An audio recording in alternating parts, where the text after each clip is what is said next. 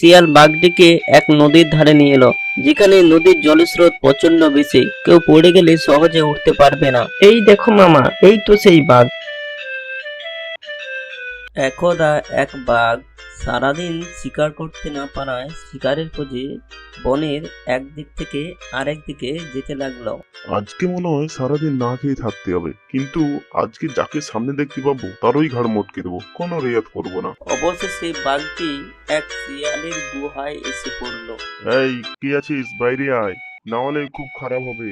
আমার খুব খিদা পেয়েছে, তোর ঘাড় মটকে আজ আমার খিদা মেটাবো। এই রে, বাঘ মামা তো দেখছি প্রচন্ড খিদাতে আছে, আবার আমাকে খাবেও বলছে। কি হলো, কথা শোনা যাচ্ছে না? আমি ভেতরে গেলে কোনো সময় দেবো না বলছি, চুপচাপ আমার খাদ্য হয়ে যা, তাতে তোর কম কষ্ট হবে। কিন্তু আমাকে যদি ভেতরে যেতে হয় তার ফল ভয়ানক হবে। এইবারে দেখছি বাইরে গেলেও বিপদ, আবার না গেলেও বিপদ। একটা চট করে আমাকে বাঁচার উপায় বের করতে হবে।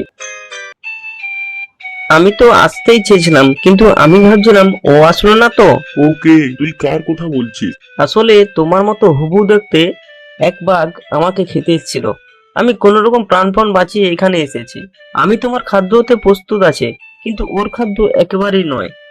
এই জন্য তো আমি এত দেরিতে এসেছি। কার এত স্পর্ধা? আমার জঙ্গলে সে আমার রূপ নিয়ে আমার খাদ্যগুলোকে খাচ্ছে।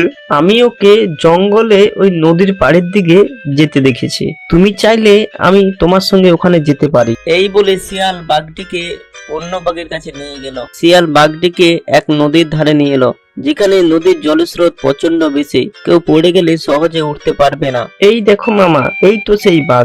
নদীর জলে বাঘটি তার নিজের প্রতিবিম্ব দেখে বলল, হ্যাঁ, তুই তো ঠিক বলেছিলিস, আমার মতো দেখতে এবং হিংস্র। আমি ওকে ছাড়বো না, আমার জঙ্গলে রাজত্ব করতে আসা।